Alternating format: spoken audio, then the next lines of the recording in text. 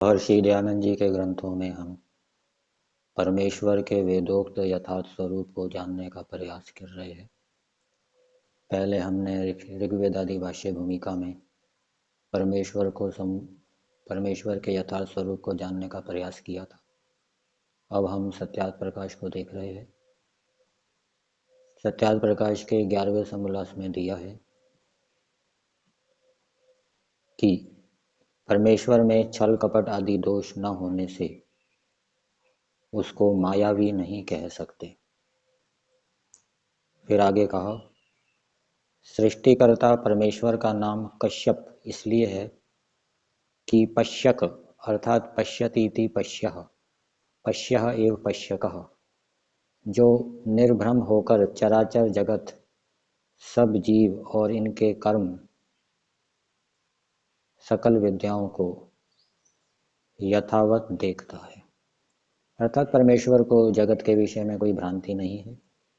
जड़ जगत है या प्राणी जगत है, जीवों के विषय में परमेश्वर को कोई भ्रांति नहीं है। जीवों के कर्मों के विषय में परमेश्वर को यथार्थ ज्ञान है, कोई भ्रांति नहीं है।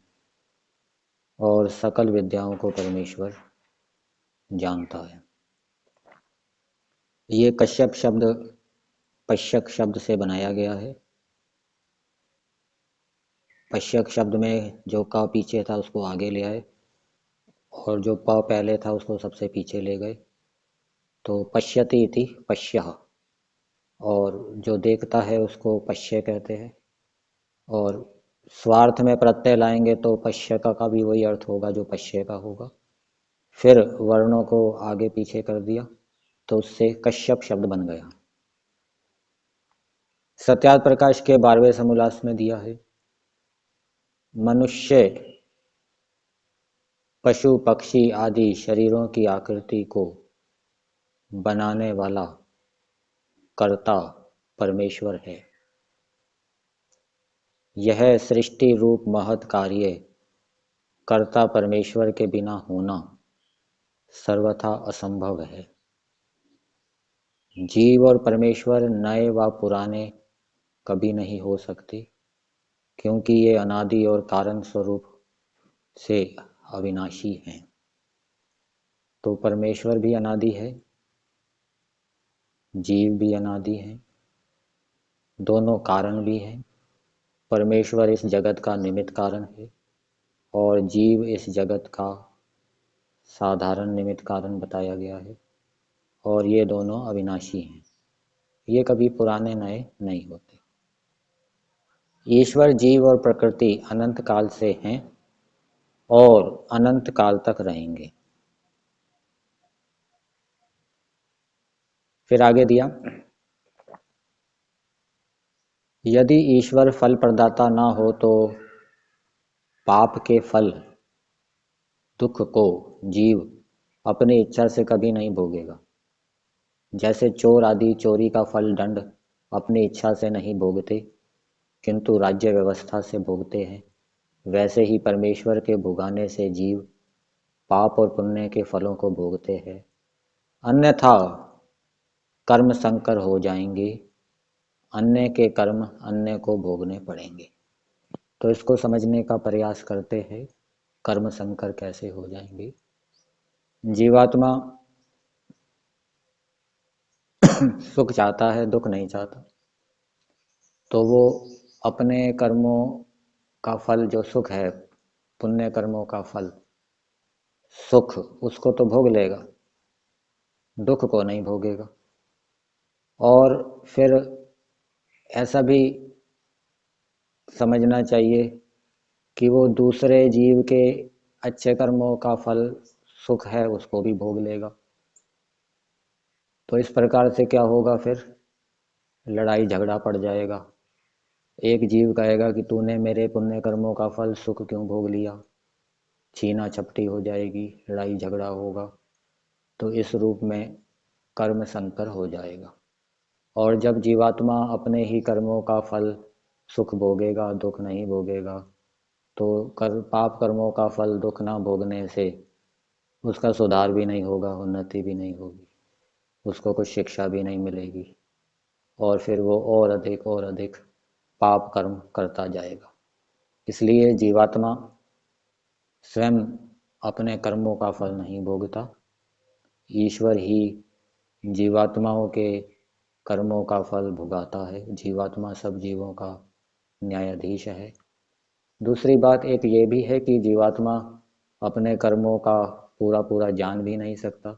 मैंने आज दिन भर शरीर से, मन से, वाणी से कौन कौन से कर्म किए अल्पज्य होने से, और उनका फल भी नहीं जानता। इसलिए ऐसा कहना कि जीवात्मा अपने कर्मों का फल स्वयं भोग लेगा, ये असंभव बात है। ईश्वर को ही कर्म फल प्रदाता जानना चाहिए। फिर 12वें समोल्लास में ही दिया है, कोई व्यक्ति चाहे कितना ही सिद्ध हो तो भी शरीर आदि की रचना को पूर्णता से नहीं जान सकता। अर्थात इस सृष्टि के अंदर जितने भी पदार्थ हैं उनकी रचना, उनके गुण कर्म स्वभावों को कोई बड़े से बड़ा सिद्ध व्यक्ति भी नहीं जान सकता। ईश्वर ही इस सृष्टि के अंदर सभी पदार्थों की रचना और उनके अंदर जो जो गुण कर्म स्वभाव हैं उसको पूरा पूरा जानता है।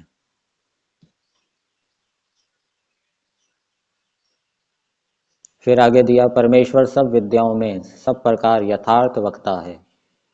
जीव एकदेशी और परिमित गुण कर्म स्वभाव वाला होने से ऐसा नहीं हो सकता। पृथ्वी, सूर्य आदि सब लोगों को नियम में रखना अनंत अनादि चेतन परमात्मा का काम है। परमेश्वर में वैराग्य व मोह कभी नहीं घट सकता,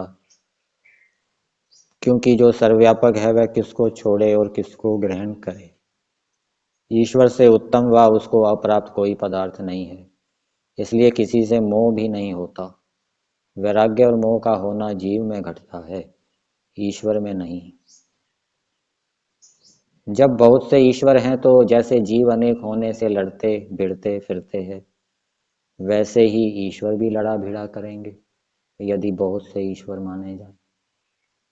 जैसे बिना राजा के डाकू, लंपट, चोर आदि दुष्ट मनुष्य स्वयं फांसी व कारागृह में नहीं जाते, ना वे जाना चाहते हैं, किंतु राज की न्याय व्यवस्था अनुसार बलात्कार से पकड़ाकर यथोचित राजा दंड देता है। इसी प्रकार जीव को भी ईश्वर न्याय व्यवस्था से स्व स्व कर्मानुसार यथा योग्य दंड देता है, क्योंकि कोई भी जीव अपने दुष्ट कर्मों के फल भोगना नहीं चाहता। इसलिए अवश्य परमात्मा न्यायाधीश होना चाहिए।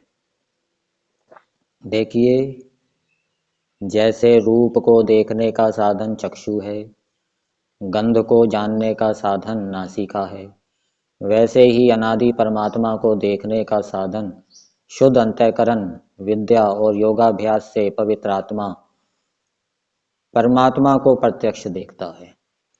जो पवित्र आत्मा हो गया है, किससे हो गया है? अंतःकरण के शुद्ध होने से, विद्या और योगाभ्यास करने से वो परमात्मा को प्रत्यक्ष देखता है।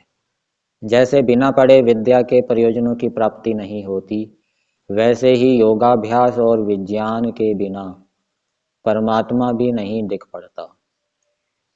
फिर आगे दिया है, जो पापाचरण इच्छा के समय में भय, शंका, लज्जा उत्पन्न होती है वह अंतर्यामी परमात्मा की ओर से है। ईश्वर में अनादि काल से सदैव स्वामित्व और अनंत ऐश्वर्य है। इनका ग्रहण और त्याग जीवों में घट सकता है, ईश्वर में नहीं, क्योंकि ये दोनों ईश्वर से कभी अलग नहीं हो सकते। तो जीवात्मा अपने स्वामीपने को छोड़ देता है, किसी दूसरे को अधिकारी बना देता है। ईश्वर ऐसा नहीं है, वो तो सदा ही स्वामी रहता है। तो ये बात तो स्वामीपने की, उसको त्यागने की या ग्रहण करने की जीवात्माओं में घटती है, ईश्वर में नहीं घटती। उसका स्वामीपन अनादि है, अनंत है, सदा से है, सदा रहेगा। जो जीवों के कर्तव्य कर्म हैं उनको ईश्वर कभी नहीं करता, किंतु जीव ही करता है। जैसे झाड़ू लगाना, पोछा बनाना, भोजन बनाना, ये परमेश्वर नहीं करता, जीव ही करता है। अपनी संतान का पालन करना, ये परमेश्वर मनुष्यों की संतानों का पालन नहीं करेगा, मनुष्य करेंगे। जैसे वृक्ष, फल, औषधि अनादि ईश्वर ने उत्पन्न किया है, उसको लेकर मनुष्य ना पीसे, ना कूटे, ना रोटी आदि पदार्थ बनावे और ना खावे, तो क्या ईश्वर उसके बदले इन कामों को कभी करेगा? और जो ना करे तो जीव का जीवन भी ना हो सके। अर्थात जीव यदि इन कामों को ना करे, रोटी ना बनाए, सब्जी ना बनाए, तो उसका जीवन भी नहीं चलेगा। ईश्वर ने तो करना है नहीं, ईश्वर का ये काम है नहीं। इसलिए आदि सृष्टि में जीव के शरीरों और सांचों को बनाना ईश्वराधीन, पश्चात उनसे पुत्र आदि की उत्पत्ति करना जीव का कर्तव्य कर्म है, जीव का कर्तव्य काम है।